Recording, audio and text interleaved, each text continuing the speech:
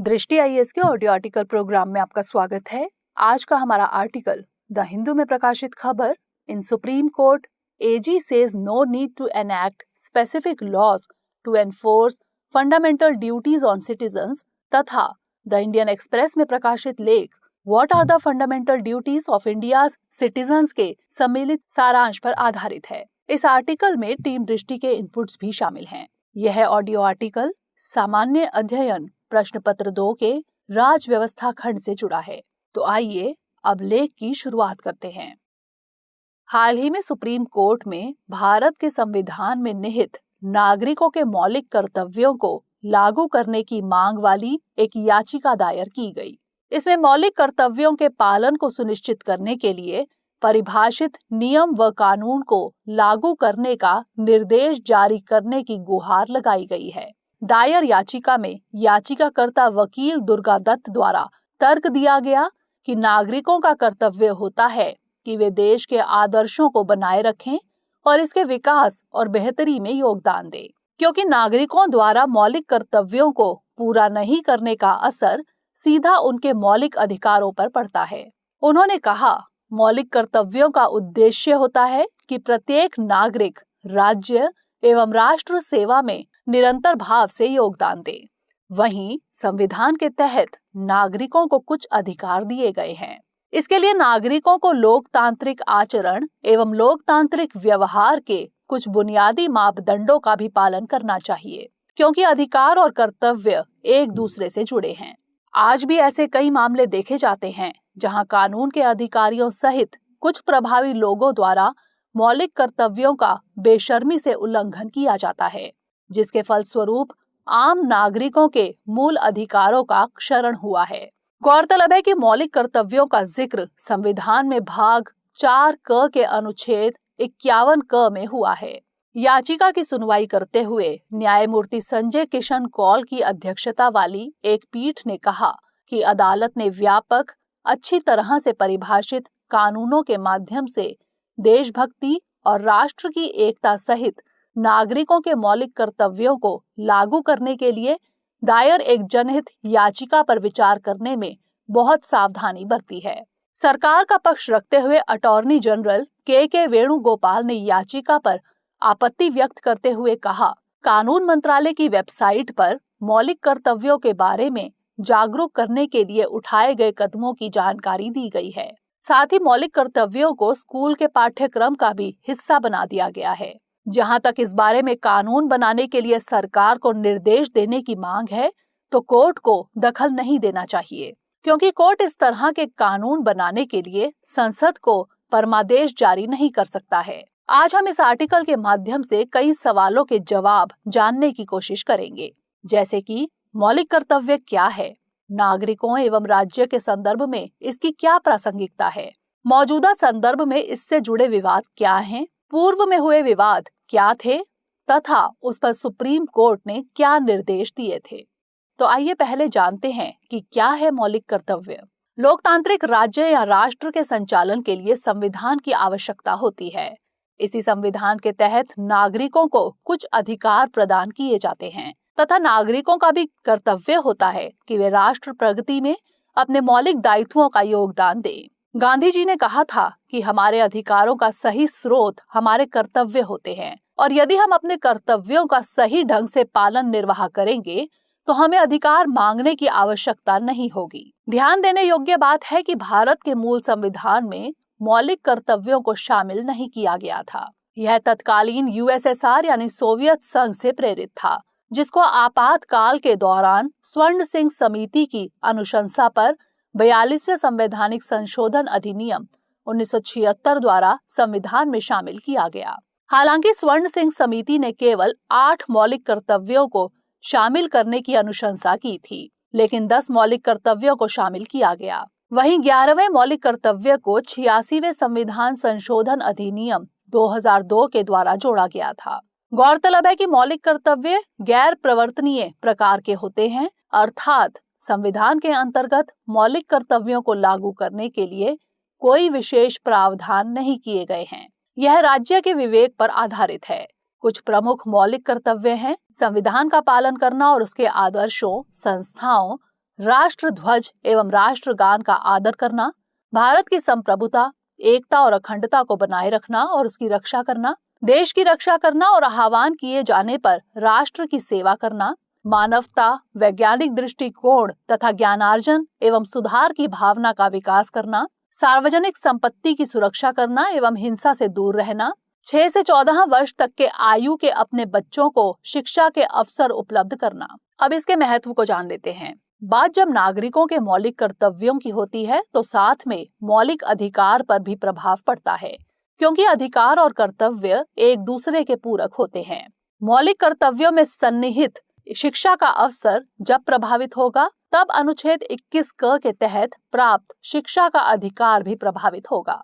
व्यक्ति की मानसिकता सिर्फ अपने अधिकारों की रक्षा करने की बन गई है, चाहे वह कितना भी अमीर हो या गरीब, चाहे किसी भी धर्म या जाति का क्यों न हो, वो हमेशा अपने अधिकारों के लिए ही लड़ता है।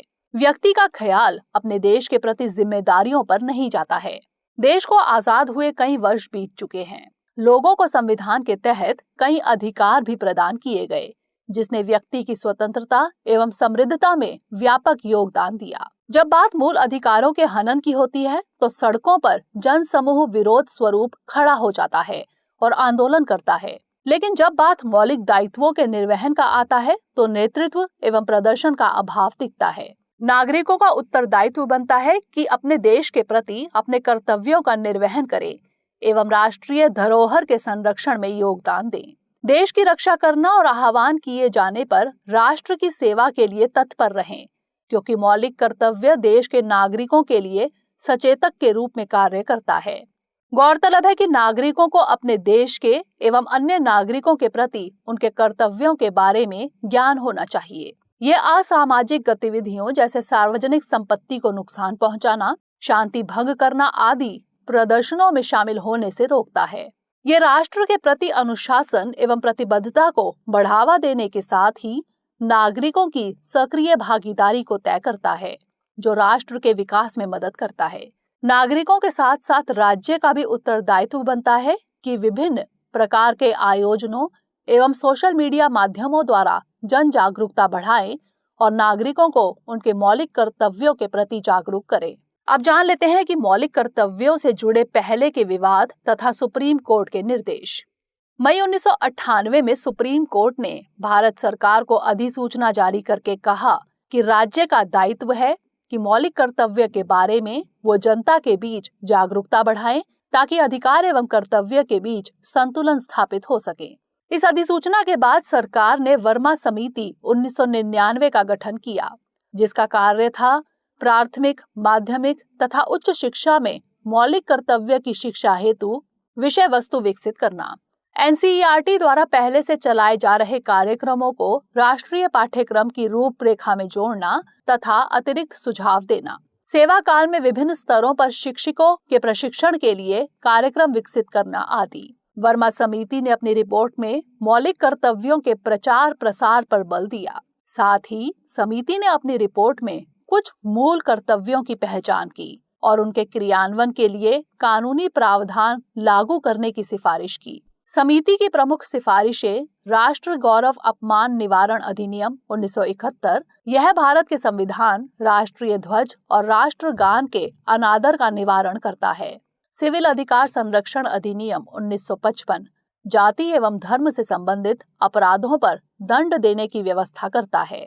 भारतीय दंड संहिता यानी आईपीसी घोषणा करती है कि राष्ट्रीय अखंडता के लिए पूर्वाग्रह से ग्रस्त अभ्यारोपण और अभिकथन दंडात्मक अपराध होगा।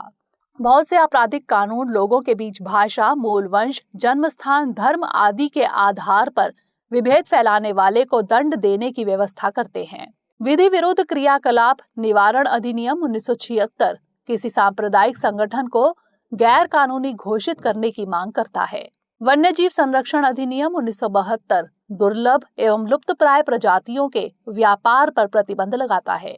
वन संरक्षण अधिनियम 1980 वनों की अनियंत्रित कटाई एवं वन भूमि के गैर वन उद्देश्यों के लिए इस्तेमाल पर रोक लगाता है आदि। गौरतलब है कि मौलिक कर्तव्यों को लागू करने के लिए कानूनी प्रावधान की मांग वर्ष 2003 में सुप्रीम कोर्ट के पूर्व मुख्य न्यायाधीश और सांसद रंगनाथ मिश्रा की याचिका में किया जा चुका था। याचिका की सुनवाई करते हुए सुप्रीम कोर्ट ने कहा था कि संवैधानिक जनादेश को लागू करने के लिए सरकार को उचित कानून बनाने में संकोच नहीं करना चाहिए और प्रत्येक नागरिक को मौलिक कर्तव्यों का पालन करना चाहिए। तो आइए अब इसके पक्ष विपक्ष के बारे में चर्चा कर लेते हैं। मूल कर्तव्य हमें राष्ट्रगान एवं राष्ट्रीय ध्वज का आदर करने के लिए प्रेरित करता है। ये मूल्य भारतीय परंपरा, कथाओं एवं धर्म पद्धतियों से संबंधित है, जो भारतीय जीवन पद्धति से मेल खाता है। कुछ मूल अधिकार सभी लोगों को प्राप्त हैं, चाहे वे देश के नागरिक हों या विदेशी नागरिक हों, जबकि मूल कर्तव्य केवल नागरिकों को प्राप्त है, न कि विदेशियों को। मूल कर्तव्य गैर प्रवर्तनीय होते हैं, अर्थात इसके हनन पर कोई कानूनी प्रावधान नहीं है, लेकिन संसद उपयुक्त विधान बनाने के लिए स्वतंत्र है। कर्तव्यों की सूची पूर्ण न होने के कारण मतदान, कर अदायगी, परिवार नियोजन जैसे कर्तव्य शामिल नहीं हैं। हालांकि स्वर्ण सिंह समिति ने कर अदायगी को मूल कर्तव्य में शामिल करने की अनुशंसा की थी। कुछ कर्तव्य बहुअर्थी, अस्पष्ट तथा आम व्यक्ति के समझ से परे हैं। गैर न्यायोचित प्रकार का होने के कारण मूल कर्तव्यों की खूब आलोचना भी की गई है। आखिर में निष्कर्ष को समझते हैं। गैर प्रवर्तनीय होने के बावजूद भारतीय लोकतंत्र में मौलिक कर्तव्य की प्रासंगिकता बनी रहती है।